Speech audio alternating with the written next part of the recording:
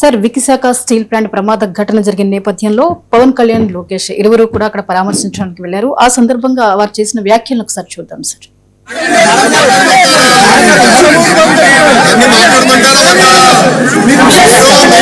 ఎవరు చనిపోలేదు, ఎవరు చనిపోయిన వాళ్ళతో మాట్లాడుతున్నాం.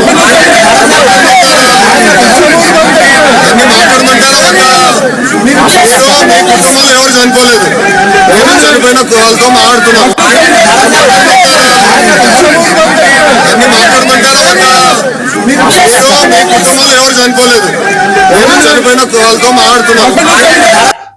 నేను స్టీల్ ప్లాంట్ కార్మికులు మీరు సంఘాలు ఉన్నాయి కదండి, సంఘాలు ఉన్నప్పుడు మీరు కూర్చోబెట్టి వీళ్ళు ఒక్కొక్క ప్రభుత్వం వచ్చినప్పుడు బాగా బిహేవ్ చేస్తాయి సంఘాలు. నాకు ఇబ్బంది ఏముందంటే సంఘాలు అనేవి ఇర్రెస్పెక్టివ్ ఆఫ్ ఏ ప్రభుత్వం వచ్చింది ఏ ప్రభుత్వం పోయింది అనే కంటే ఇప్పుడు సంఘం కార్మికుల సంక్షేమం కోసం ఇర్రెస్పెక్టివ్ ఆఫ్ మనం ఎవరు బాగా చేయగలం అని ఆలోచించాలి తప్ప మీరు వైసీపీ వచ్చినప్పుడు కాంప్రమైజ్ అయిపోయి వైసీపీ వచ్చినప్పుడు ఈ స్థలాలని మనం ప్రైవేటీకరణ చేసేద్దాం వాళ్ళతో ఇవన్నీ అంటే నేను వాస్తవం చెప్పగలను. ఆ రోజు నేను కూర్చున్నప్పుడు ఎందుకు ఇంత బలంగా మాట్లాడగలంటే ఆ రోజు నేనే నోరు తెరిచి అడిగితే ఒక్కరు చెయ్యి చూపు. సార్, ఈ ఇరువురు వ్యాఖ్యలపై మీ అనాలిసిస్ ఏంటి సార్? అంటే అనాలిసిస్ కాదు, చాలా అభ్యంతరాలు వస్తున్నాయి. ఇప్పుడు మనము వెళ్ళింది పరామర్శక లేదా కొట్లాడటానిక? లోకేష్ ఏమో అక్కడికి తనతో బాధలు చెప్పుకోవడానికి వచ్చిన కార్మికులతో ఘర్షణ, పవన్ కళ్యాణ్ ఏమో ట్రేడ్ యూనియన్లు కార్మిక సంఘాలపైన దాడి, ఎదురు దాడి. అసలు అవసరమా? వెళ్ళింది దేనికి? పరామర్శకు వెళ్ళాడు, కానీ దండయాత్రకు వెళ్ళినట్లు వారితో వాద ప్రతివాదాలకి వెళ్ళినట్లు ఉండడం ఏ రకంగా సమంజసమవుతుంది? ఇప్పుడు లోకేష్ వాదన ఏంది? మీ కుటుంబాల్లో చనిపోలేదు కదా అని. అసలు ఇంతకన్నా అన్యాయం ఇంకేదైనా ఉంటుంది? మీరు ఆలోచించండి. ఇప్పుడు తమతో పాటు ఏళ్ల తరబడి పనిచేసిన తోటి కార్మికులు చనిపోతే ఆ కార్మికులకు బాధ ఉండదా? ఆవేదన ఉండదా? అంటే వాళ్ళ కుటుంబాల్లో చనిపోతేనే బాధపడాలా? వాళ్ళ కుటుంబాల్లో చనిపోవాలని మనం కోరుకుందామా?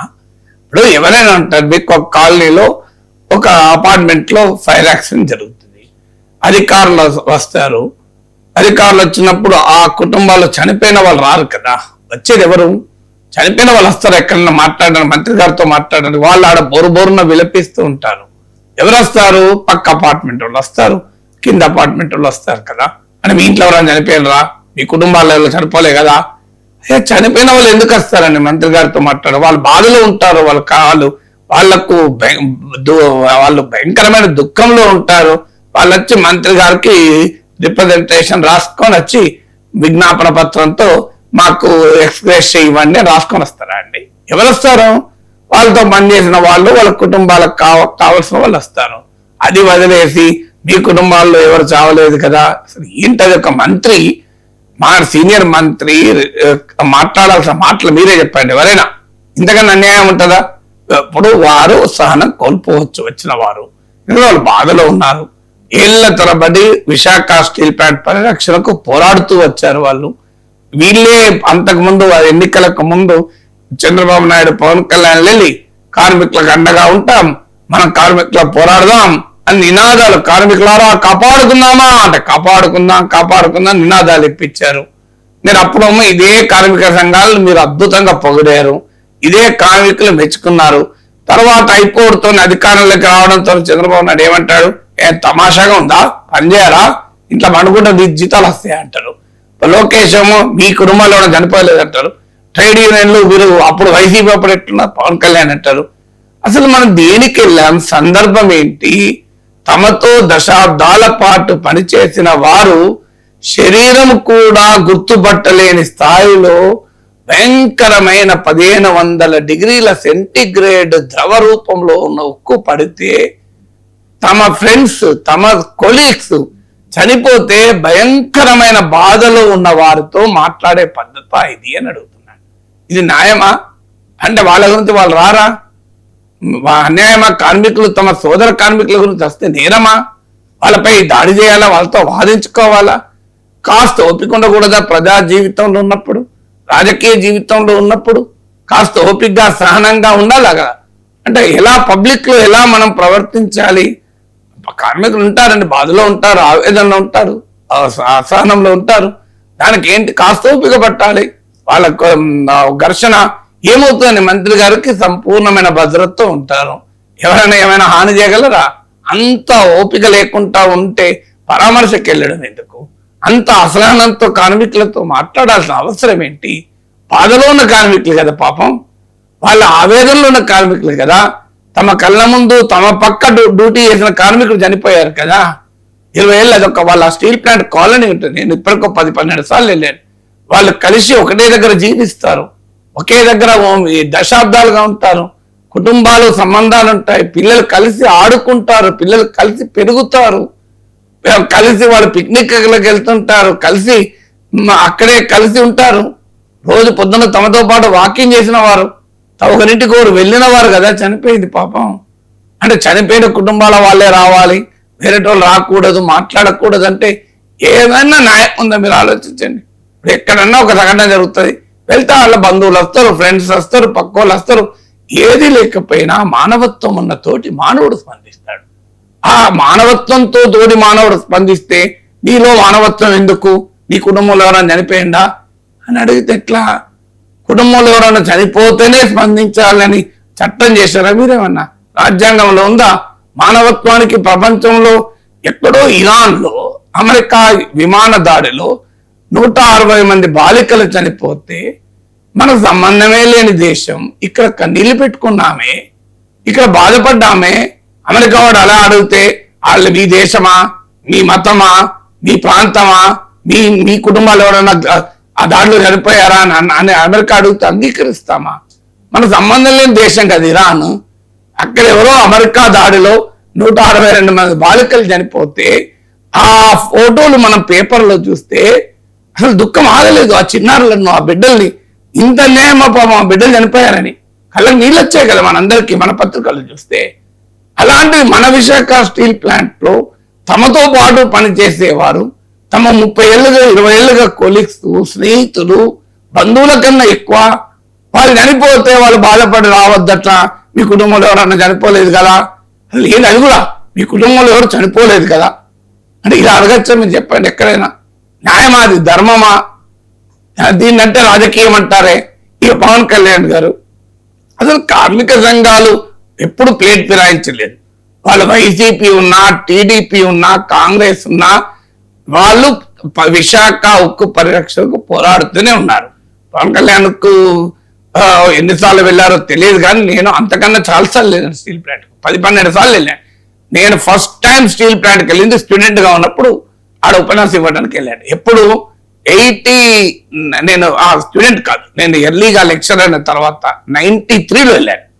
ఫస్ట్ టైం నేను విశాఖ స్టీల్ ప్లాంట్ లో వెళ్ళి కార్మికులకు ఉపన్యాసాలు ఇచ్చాను అక్కడ 93లో. ఈ 33 years లో ఇప్పటికో 10-12 సార్లు వెళ్ళుంటా. 10-12 సార్లు వెళ్ళుంటా, ఒక్కసారికి కాదు. నేను ప్రతిసారి వెళ్ళినప్పుడు కూడా ట్రేడ్ యూనియన్ ప్లాట్ఫామ్ వాళ్ళు పెట్టిన మీటింగ్కి వెళ్ళాను. ప్రతిసారి కూడా విశాఖ స్టీల్ ప్లాంట్ పరిరక్షణ, వారి అభివృద్ధి గురించే మాట్లాడాను. ఇది ఎప్పుడు 1993లో. 1993లో ఎవరు అధికారంలో ఉన్నారు? కాంగ్రెస్ అధికారంలో ఉంది. తర్వాత టీడీపీ అధికారంలో ఉన్నప్పుడు వెళ్ళాను, మళ్ళీ కాంగ్రెస్ అధికారంలో ఉన్నప్పుడు వెళ్ళాను, మళ్ళీ టీడీపీ అధికారంలో ఉన్నప్పుడు వెళ్ళాను, వైసీపీ అధికారంలో ఉన్నప్పుడు వెళ్ళాను, మళ్ళీ టీడీపీ అధికారంలో ఉన్నప్పుడు కూడా వెళ్ళాను. ఇన్నిసార్లు వెళ్ళాను. వెళ్ళినప్పుడల్లా వాళ్ళు పార్టీలు ఎవరున్నా, ప్రభుత్వాలు ఎవరున్నా వాళ్ళ డిమాండ్ ఒక్కటే, మా స్టీల్ ప్లాంట్ మీరు కాపాడాలి. దీన్ని మీరు వట్టిగా మీకు మీరు కారు చౌకగా ప్రైవేట్ వారికి అప్పచెప్పే ప్రయత్నం చేస్తున్నారు. దీన్ని డెలిబరేట్ గా వీకెండ్ చేస్తున్నారు. ప్రభుత్వాలు ఎవరున్నా రాజకీయాలు ఇలాగే ఉన్నాయి అని వాళ్ళు మాట్లాడుతూ వచ్చారు. ఈ రాజకీయ నాయకులే కదా మారింది, వాళ్ళు మారలే కదా. చంద్రబాబు నాయుడు వెళ్ళి ఎన్నికలకు ముందు వెళ్ళి ఏమన్నారు? కార్మికులారా మనం కలిసి కాపాడుకుందాం, పోరాటంలో కలిసి రండి అని పిలిపించారా లేదా? తర్వాత వెంటనే ముఖ్యమంత్రి ఏం తమాషా ఉందా? ఏం పనిచేయరు, పని చేయకుండా కూర్చుంటే జీతాలు ఇస్తారా అన్నాడు. పవన్ కళ్యాణ్ ఎన్నికలకు ముందు వెళ్ళి ఎలా పోరాడదామన్నాడు కార్మిక సంఘాలు. ఇప్పుడేమంటున్నాడు? మీరు అప్పుడు అడగలే. అయ్యా పవన్ కళ్యాణ్ మీరే వెళ్ళారు కదా వైసీపీ అధికారంలో ఉన్నప్పుడు కార్మిక సంఘాల మీటింగ్కు. మీరు వెళ్తేనే కదా మీకు మద్దతుగానే వచ్చారు కదా. అప్పుడు వైసీపీకి అధికారం ఉన్నప్పుడే కదా వాళ్ళు వచ్చింది. ఇప్పుడు వచ్చి మీరు వైసీపీ ఉన్నప్పుడు ఇలా వైసీపీ టీడీపీ ఏంటండి? ఆంధ్రప్రదేశ్లో ఇంకేం ఉండదా? టీడీపీ వైసీపీ తప్ప. అయ్యా వాళ్ళ కార్మికులు, వాళ్ళ ప్లాంట్, ఆసుపత్రుల్లో ప్రాణాలతో పోరాడుతున్న కార్మికుడు వీళ్ళు వెళ్తే మంత్రులు వెళ్తే ఏమడిగారో తెలుసా? మా కుటుంబానికి ఎక్స్‌గ్రేషియా అనలే, మా ప్లాంట్ను కాపాడండి సార్ అన్నారు. మా ప్లాంట్ను కాపాడండి సార్ అన్నారు. ప్రాణాలు పోతున్న సమయంలో నా బిడ్డకు చదువు చెప్పండి, నా కొడుకు ఉద్యోగం ఇవ్వండి, నా కుటుంబానికి ఎక్స్‌గ్రేషియా ఇవ్వండి అడగలే. అది కార్మికుడి కమిట్మెంట్. రాజకీయ నాయకులు కాదు వాళ్ళు, కార్మికులు వాళ్ళు శ్రమజీవులు. వాళ్ళ ఆ ప్లాంట్ పరిరక్షణకు జీవితం అంతా ధారపోసిన అంకితమైనటువంటి కార్మిక కుటుంబాలవి. మీరు వాళ్ళను అవమానించడం ఏంటండి? మీరు మీ రాజకీయాల కొరకు వైఖరులు మార్చుకుంటూ వచ్చారు. మీరు బీజేపీతో పవర్ లో ఉంటే ఒక రకంగా ఉన్నారు, పవర్ లో లేకపోతే ఇంకో రకంగా ఉన్నారు. మీరు ధర్మ పోరాటాలు చేసినప్పుడు ఒక రకంగా ఉన్నారు, ఇప్పుడు ఒక రకంగా ఉన్నారు. వాళ్ళు ఎప్పుడు మారారండి? కార్మికులు వాళ్ళు ఆఖరికి ప్రాణాలతో పోరాడుతూ కూడా మా ప్లాంట్ను కాపాడండి అన్న కార్మికుడి త్యాగం గొప్పదా? అవసరాల కొరకు వైఖరులు మార్చుకున్న రాజకీయ నాయకులు గొప్ప వాళ్ళకి చెప్పండి. అన్యాయం కదా. మంత్రులు వెళ్ళి పరామర్శించాల్సింది వెళ్ళి వాళ్ళపైన దాడి చేస్తాం, ట్రేడ్ యూనియన్ల కార్మికుల సంఘాలపై, కార్మికుల సంఘాలు కాకపోతే సంక్షేమం ఎవరు చూశారు? మీరు చూశారా? ఇలా ఉద్యోగుల్ని ఈనాడు సంపాదకీయం కదా, వేరే పత్రిక కాదు కదా. 18,000 మంది ఉద్యోగులు ఉన్న ప్లాంట్ ఇలా 8,800 పడిపోయారు. ప్రొడక్షన్ ఏమో 3.2 మిలియన్ టన్స్ నుంచి 6.3 మిలియన్ టన్స్ అయింది. దీనికి ఎవరండి పోరాడింది? మీరు ఎప్పుడన్నా పోరాడారా? ఉద్యోగుల సంఖ్య తగ్గించారు, ఇది అన్యాయం అని మీరు ఎప్పుడు కొట్లాడారు చెప్పండి? వేలాది మంది ఉద్యోగుల్ని అన్యాయంగా ఉద్యోగాలకు తీసేస్తే మీరు రాజకీయ నాయకులు వెళ్ళి పోరాడారా? కార్మిక సంఘాలే పోరాడాయి. అలాంటి కార్మిక సంఘాలను, మీ కార్మిక సంఘాలు కూడా ఉన్నాయి కదా అందులో. తెలుగుదేశం అనుబంధ కార్మిక సంఘం కూడా ఉందాడా? మరి వాళ్ళని కూడా మీరు ఇలాగే తిరుగుతారా?